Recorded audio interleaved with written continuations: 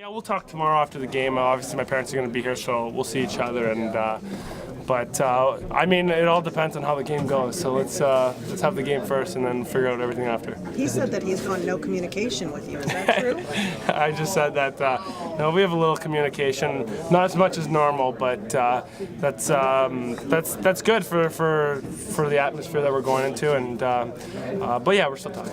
Do you try to get under his skin and bug him with a text I think or anything? I think he's more on that. He likes to try to get under my skin, but I'll just fire one right back at him. So yeah, a little bit here and there. I don't know if you've seen some of the tweets. So we've gone back and forth. Yeah.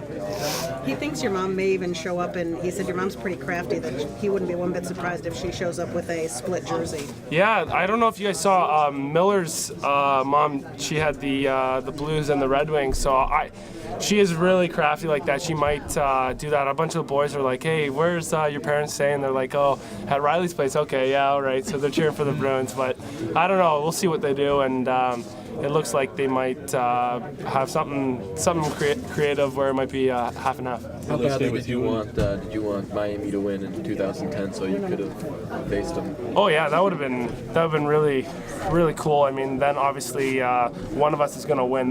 That's kind of what we were hoping for, but obviously it didn't fall through. But that would have been, I guess, the ideal situation. But yeah, it must make this that much better though, that you guys have kind of had to wait to really play for something. Yeah, for sure. I mean, I think it would have been better if we were both somehow finding our way in the Stanley Cup game, but that would be more like the Final Four or Frozen Four there. But this is way bigger and way cooler for me. Growing up, do you imagine this as being against each other? Do you imagine that you'll be on the same team someday? Well, we always played against each other in the basement, so that was something that we were always used to. But I think when we were young, we always wanted to play with each other, and hopefully down the line we'll be able to do that. But like I said, when we were young, we didn't have. There was only three of us, so one was in net, and one of us were playing against each other. So that's how we were always playing against each other. Riley said it got pretty rough. You guys were getting various injuries. Do you remember what any of those injuries were? Oh, like there was always like some scars here and there, and some chipped teeth, and I think the thing that I remember was always the teeth. So we were young, so teeth just grew back. But now if you lose them, they're toast. But yeah, I remember those, and like I've said to a few other people, it never seemed like we got to Game 7 because parents called it quits on the games because somebody was hurt or there was too much bickering. And my dad always said that he's got funny stories and stuff about it, but he knew once it started getting pretty loud in the basement, one of us was winning, and then they had to call quits on it because it was getting too rowdy.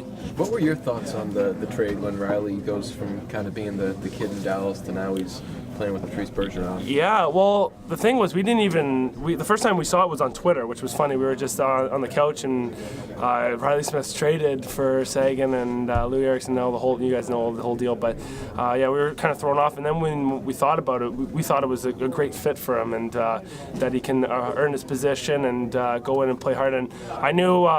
Going up, he worked really hard in the off season, and he really.